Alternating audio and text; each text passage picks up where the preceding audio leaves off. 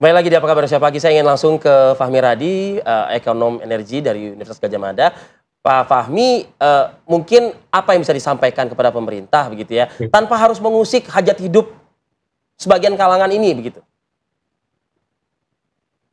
Ya, jadi memang masalah yang dihadapi sejak pemerintahan Jokowi sekalipun adalah subsidi yang besar sekali yang itu salah sasaran. Saya menghitung sekitar 120 triliun per tahun tadi. Nah, itu memang yang harus diselamatkan melalui tadi pembatasan itu. Tapi kalau pembatasannya tadi mengenai ojol, dilarang isi BBM bersubsidi, ini saya kira sangat tidak tepat gitu ya. Karena di samping jumlah seluruh Indonesia itu sekitar 4 juta itu ya. Dia bukan peminum BBM subsidi, kemudian mereka termasuk golongan menengah bawah atau bahkan rentan miskin tadi. Sehingga kalau ini dicabut Ya. sangat memberatkan bagi mereka, akan menambah angka kemiskinan juga gitu ya. Dan tadi malah mengatakan ini juga mencederai rasa keadilan gitu ya. Ojol nggak dapat BBM subsidi, tetapi konsumen mobil listrik itu dapat subsidi sampai 100 juta. Padahal mereka orang-orang kaya gitu. Ini kan nggak adil sama sekali gitu ya. Nah, bagaimana solusinya?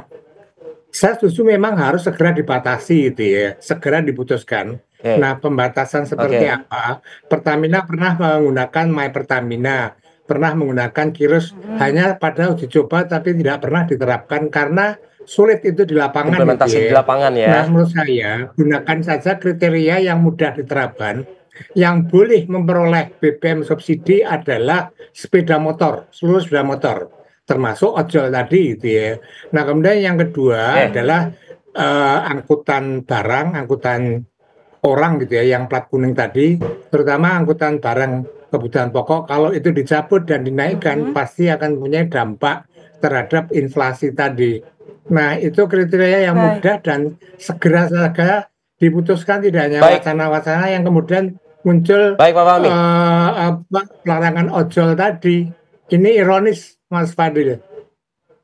Baik. baik. Kita ke Mas Wisnu. Mas Hmm. Wisnu, kalau menanggapi dari pernyataan Pak Fahmi tadi, harusnya dibenahi saja dulu subsidi yang bocor yang selama ini salah sasaran sebelum kembali menghilangkan subsidi untuk kelompok-kelompok ini. Iya, ya. Gimana, Mas? Jadi kan memang ya itu tadi sasarannya seharusnya ditujukan pada kelompok menengah atas yang memanipulasi ya penggunaan Bahan BBM bakar. murah Pak Pertalite ya. Entah untuk kepentingan mobil pribadinya atau kepentingan bisnis gitu. Cuman kan masalahnya enforcement kepada kalangan menengah atas itu nggak bisa ya karena dari segi budaya takut mungkin dari segi lobby-lobby politiknya mungkin lebih kuat juga gitu Ya. kan. Itu satu sisi. Satu sisi lain juga mungkin yang bisa dilakukan adalah meningkatkan efisiensi dari sisi supply-nya yaitu Pertamina gitu kan. Bagaimana mengefisienkan bisnis dari operasional bisnis dari Pertamina sehingga akhirnya tidak bisa menghasilkan BBM yang perlu disubsidi lebih banyak lagi. Jadi itu ya mumpung ya saya tahu mungkin waktunya hanya tinggal 1 bulan tapi ya tentu saja dengan adanya direktur utama baru, Ya. komisaris utama baru ya harus dicari solusi bagaimana meningkatkan efisiensi gitu. Dan enforcement terhadap kalangan menengah atas ya kalau perlu kan bisa dikerahkan aparat negak gitu yang lebih berwibawa, yang lebih bisa menimbulkan efek kejeraan terutama pada kelompok menengah atas yang bandel ini Iya, gitu. iya.